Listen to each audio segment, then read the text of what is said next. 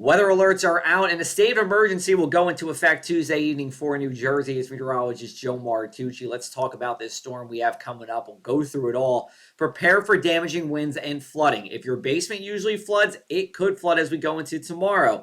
If you have any loose, big hanging tree branches or tree limbs outside, cut them down now before the strong winds possibly take them down and create power outages as we go into our Tuesday night, and keep your devices charged going into Tuesday night in case of any power outages. This will start around midday on Tuesday. The strongest rain and the heaviest winds will go away around midnight on Tuesday night, but it will still be gusty and there'll still be a few showers into the day on Wednesday with one round of coastal flooding. And again, that state of emergency begins at 5 p.m. on Tuesday. We have a high wind warning in effect for all of the Jersey Shore, from Sandy Hook all the way down to Cape May, and that includes Cumberland County.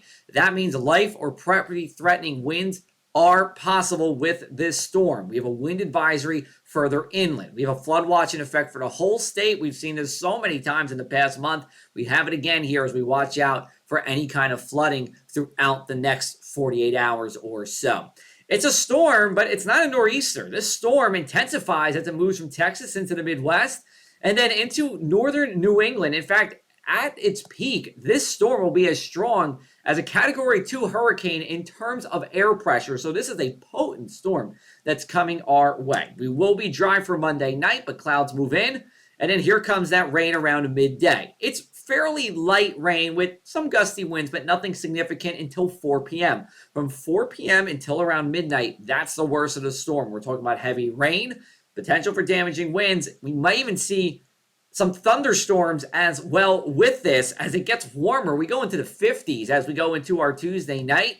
By midnight, heaviest rain starting to get out of here, and then it's a few showers, but staying gusty. And remember, we have that tidal flooding for your Wednesday here. I think by midday, we're completely dry, but gusts will be 40, even 45 miles an hour throughout the day. During Tuesday evening and part of Tuesday night, we're talking about sustained winds, 30 to 40 miles an hour. And yes, wind gusts up to 70 miles an hour at the shore. You go just a little bit inland, west of the Parkway generally, it's 20 to 30 miles an hour with gusts up to 50. This is our strongest windstorm we have seen, again, in the past 5 storms we've had since December the 10th, if you include this one as well. We take a look at winds about a half mile high, and this pretty much drives the story with those winds. We have what we call a jet streak, or a low-level area of strong winds, gusting or getting up to 90 miles an hour.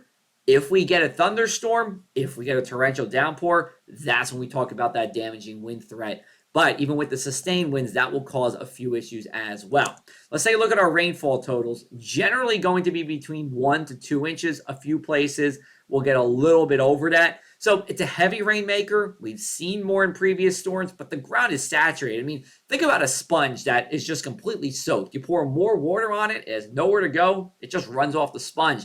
That's the kind of situation we're talking about when it comes to the potential for flooding. And then tidal flooding, we have one round of it. It's Wednesday 4 to 10 a.m. on Wednesday. This should be minor flood stage, and just minor at that. It's really 1 or 2 hours of flooding at most.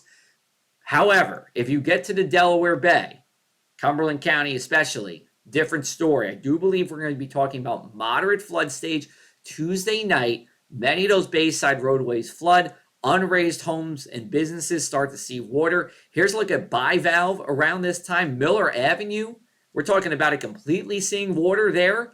Even places out of Morris River and bivalve, such as High Street and Memorial Avenue, Ogden Avenue, all have the potential to be underwater.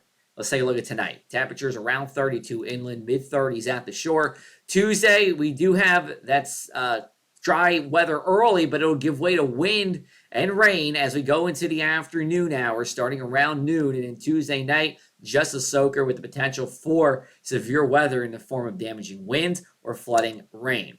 Looking at our inland 7-day forecast here, after we get past Wednesday, we have a quick dry reprieve, but the hits keep coming. Another storm Friday night into early Saturday. This one, pretty similar to the one we're going to see, and that there will be strong winds, rain, coastal flooding, no snow. I'm even watching another storm just beyond the 7-day forecast. That one looks colder. I won't say it's going to snow, but that one looks colder. We'll have more details for you on that in the days to come.